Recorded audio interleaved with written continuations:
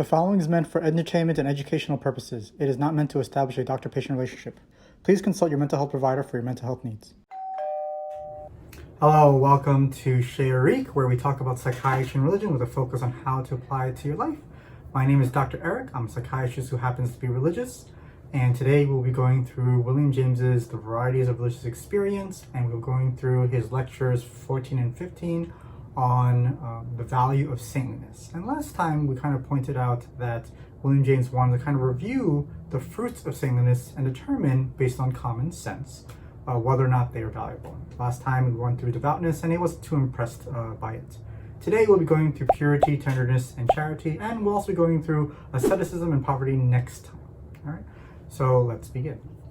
For here, purity as a fruit of saintliness is a situation where one would believe that God must not be mixed with any other love. The love of God should not be mixed with any other love. And everything else, the love for your father, mother, sisters, brother, friends, are all distractions. And it would be too confusing otherwise. Just focus on God, focus on God. And therefore, what we have is a form of church that isolates itself, like monasteries and sectarian organizations. And is this a good thing? Is this the way one should be? Our judgment of the worth of this depends on our understanding of God. Catholicism in the 16th century, according to James, didn't really care about social righteousness, right? And they left the world to the devil, and you have to save your own soul, and that wasn't a bad thing. Save your own soul, don't worry about other people, just save your own soul. Preach what you gotta preach, and if they don't take it, they don't take it. Do your own thing. Today, being helpful is seen as a good thing. This purity concept doesn't seem all that useful. He says that we've identified that it's better to live a life that is dirty than forego the usefulness in an effort to remain clean. And this concept of purity is a concept that is a theme of the Bible, right? Of the Pharisees wanting to be pure, pure, pure, and then they didn't want to be with unclean people, and then as a result, they were seen as not so nice people.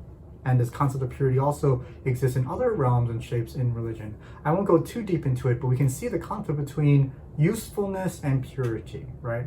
And what does it mean to be devoted to God? So for William James, he's not too interested in purity. He is more interested, it seems, to tenderness and charity. Tenderness here, he talks about the saint cares for people that wouldn't normally be cared for, like the unfit people, the beggars, the outcasts of society. He talks about this idea of perfect conduct that I've read over and over again, and I wrapped my head around and tried to understand it. And so he says that there are three components to a perfect conduct. It's the actor, the objects for which he acts, and the recipient of the action. And for conduct to be perfect, to be, I suppose, tender, all of these terms with intention and execution and reception should be good. And the thing is that perfect conduct can only occur when the environment is perfect. So what we find is that when we look at the world, the ideas of sympathy and charity, non-resistance, have always been taken advantage of. But we find that when people are tender to each other, kind to each other, they're able to miraculously transform other people. And so William James kind of has this idea that when the value of saintliness is that with this kindness that is so great, this tenderness that's so overwhelmingly out of the norm, it can actually change the world. And finally, charity is a concept that William James talks about. It's a belief that there's an essential sacredness in everyone. And it's expressed in all sorts of human customs and institutions, and more and more we don't care much for the death penalty. We rather have other ways to deal with punishment. And saints are the great torchbearers of this idea of charity, and we fight for greater charity. And in the beginning, when people are these saints are very charitable, their actions seem ridiculous and preposterous, right? But instead, nowadays, later we find that they were actually very, very good.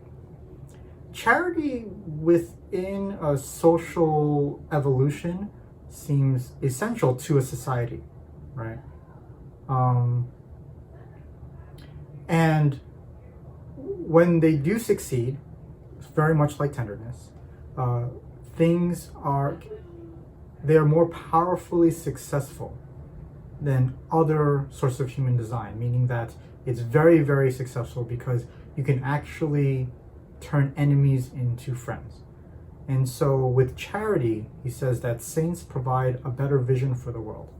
And then they slowly move the world to a more heavenly order through these fruits, through charity and through tenderness.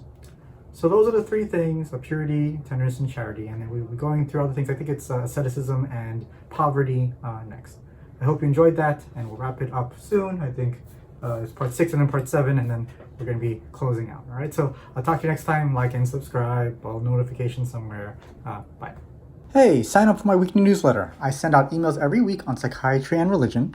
I realize that email is a great way to go deep into these topics. So if you want more content, check out chesericpurl.com and subscribe over there. Thanks.